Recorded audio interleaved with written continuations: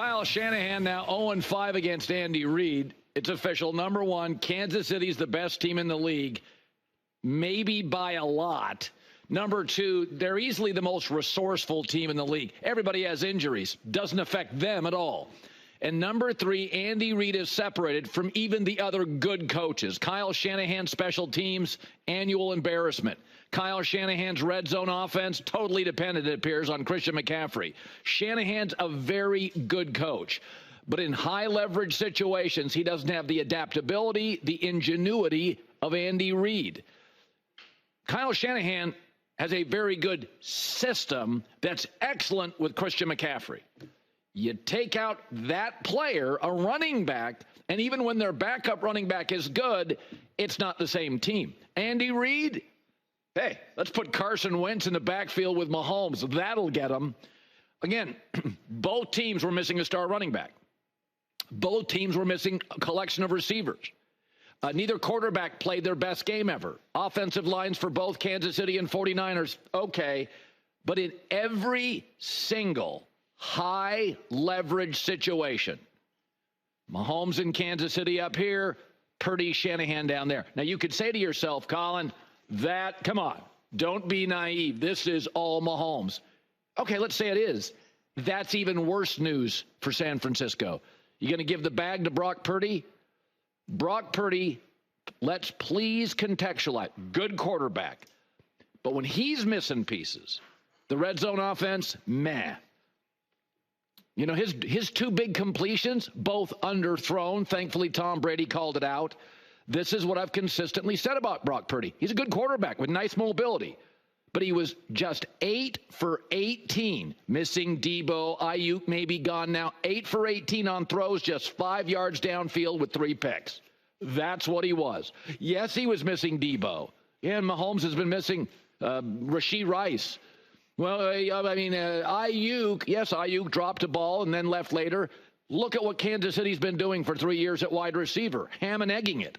Just trying to find anybody. Juju Smith, have him, lose him. Bring him back, gets hurt. That's the story of the Chiefs for 3 years. Just trying to make it work. Bondo, Band-Aids, whatever works. So I think Brock Purdy is overwhelmingly, although I think he's got some talent, he has been the beneficiary of a good coach with a great system and a collection of Hall of Fame level George Kittle, Trent Williams, Christian McCaffrey. Take those out, and there's almost no extraordinary to Brock Purdy. Size, arm, movement, Yet in all those situations, when you remove all of those, Purdy and Mahomes are asked to do two different things. Purdy is asked in San Francisco, don't screw up. Here's the keys to the Mercedes. Don't screw up. That's what he's asked to do. Purdy is 6-8 in games in which he's just had one turnover. Mahomes is asked to carry a franchise, get rid of Tyreek Hill, move off great players, average offensive tackles. Can you be magical when we don't have all the resources we had to start the year, start the dynasty, or start the game? These are two different asks. One is the best quarterback on the planet, regardless of who's around him. One does a good job when everything's in place. And that's what I've said about this. Just contextualize. You give most quarterbacks in this league time to throw, number one receiver, excellent offensive line. They're going to look good. What Mahomes did yesterday on a game in which he didn't play that well, he just, in the highest moments, yesterday was a referendum on head coaching at the highest level, quarterbacking at the highest level, Mahomes and Purdy. You may not want to hear this, but, even on that bruising touchdown run, it's just Mahomes, off script, on script, it doesn't matter. He always makes the play. I've just watched this matchup too many times, and I keep seeing the same exact thing every time. Mahomes is magical in crisis. Purdy needs everything to be in place. Shanahan has a really good system.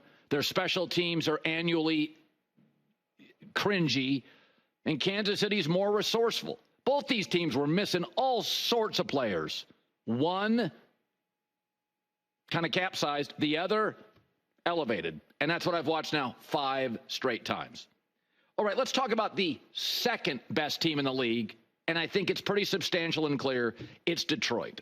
That was not an easy game at Minnesota. Minnesota has engulfed good teams. And the Lions may never get their defense right. They've been trying for years. The minute they get it right, that horrible injury to Aiden Hutchinson, right? But quarterback, O-line, run game, clever offensive coordinator, power, finesse, culture. There are no weaknesses to that offense. I mean, Jared Goff essentially looks like he's playing catch with his friends. In his last 3 games, Jared Goff's completing 85% of his throws with 153 passer rating. It is a video game. And remember, Minnesota's defense, especially at home with that crowd noise, is ferocious, is outstanding. He had 3 incompletions against them. C.J. Stroud, Brock Purdy, I've never seen anything like this defense. I was seeing ghosts. Jared Goff's playing catch. It almost feels like as we head into week 8, Chiefs, Lions, Super Bowl, it's kind of starting to feel inevitable. You don't have to reach for the narrative or grasp for a story. I mean, Detroit's offense in an offensive league. And here's what I also love, is that there's this collective chip on the shoulder with Detroit. I mean, Goff was cast off in L.A., get out of here. And then Dan Campbell has been mocked. And the city of Detroit for years has been a punchline.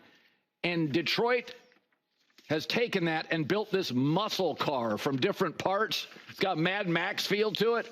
And they are head coach, GM, offensive line, tackles, everything. They are a kneecap-biting monster. They are just the team. And Minnesota's really good. Minnesota's got a brilliant defensive coordinator. Jared Goff had 3 incompletions. So, I mean, and what I loved about this game for Detroit, Detroit trailed, on the road. And then Detroit led. And then they trailed again.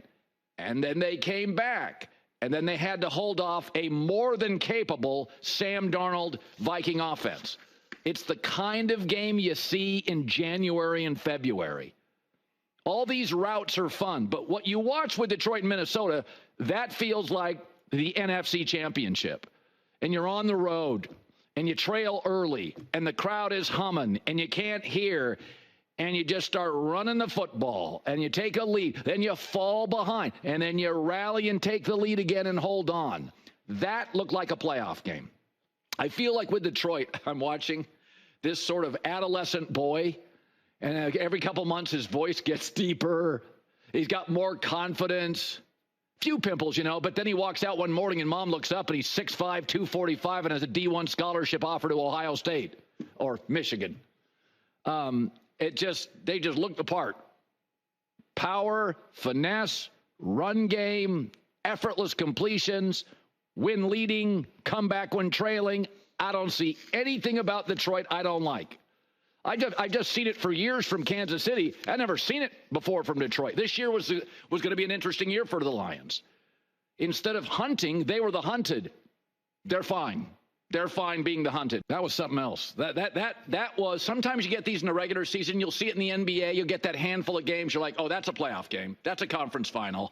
That felt like an NFC conference championship game.